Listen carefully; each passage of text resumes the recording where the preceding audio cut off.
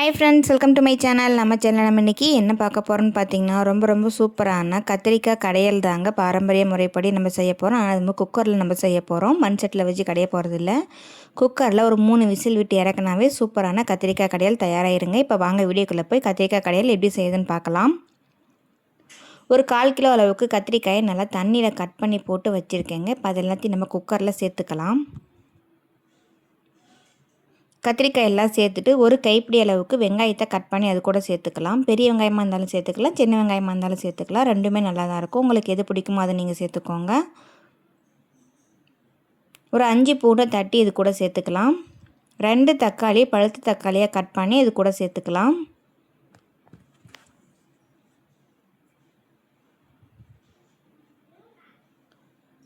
தக்காளி எல்லாம் சேர்த்துட்டு 1/4 ஸ்பூன் அளவுக்கு மஞ்சள் தூள் சேர்த்துக்கலாம். காரத்துக்கு மிளகாத்தூள் 1 ஸ்பூன் அளவுக்கு சேர்த்துக்கலாம். குழம்பு மிளகாத்தூள் ஒரு 1.5 ஸ்பூன் வர மாதிரி சேர்த்துக்கோங்க.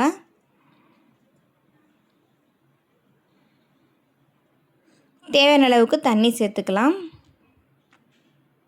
தண்ணியெல்லாம் சேர்த்துட்டு தேவையான அளவுக்கு உப்பு சேர்த்து குக்கர் மூடி போட்டு 3 விசில் விட்டு எடுத்துகிட்டு வந்துட்டு பாருங்கள். நல்லா காயெல்லாம் வெந்துருச்சு. இப்போ நல்லா இந்த மாதிரி காய் எல்லாத்தையும் நம்ம மசித்து எடுத்துக்கலாங்க.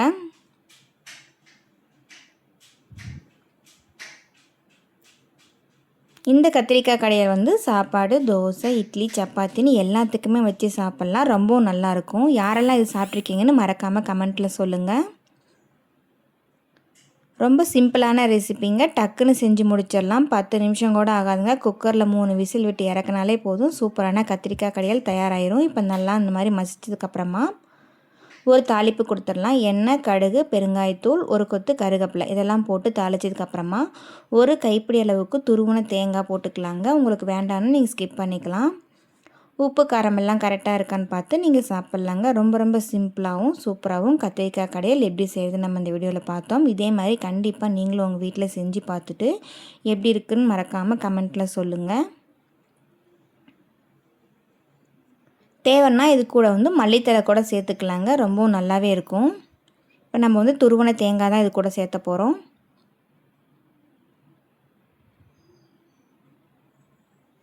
ரொம்ப அருமையான அட்டகாசமான சூப்பரான கத்திரிக்காய் கடையல் எப்படி செய்கிறது நம்ம இந்த வீடியோவில் பார்த்தோம். இந்த வீடியோ உங்களுக்கு பிடிச்சதுன்னா மறக்காமல் நம்ம சேனலை லைக் பண்ணிவிட்டு அப்படி ஷேர் பண்ணுங்கள் ஃப்ரெண்ட்ஸ், உங்கள் ஃப்ரெண்ட்ஸ் அண்ட் ஃபேமிலிக்கு. தேங்க்யூ.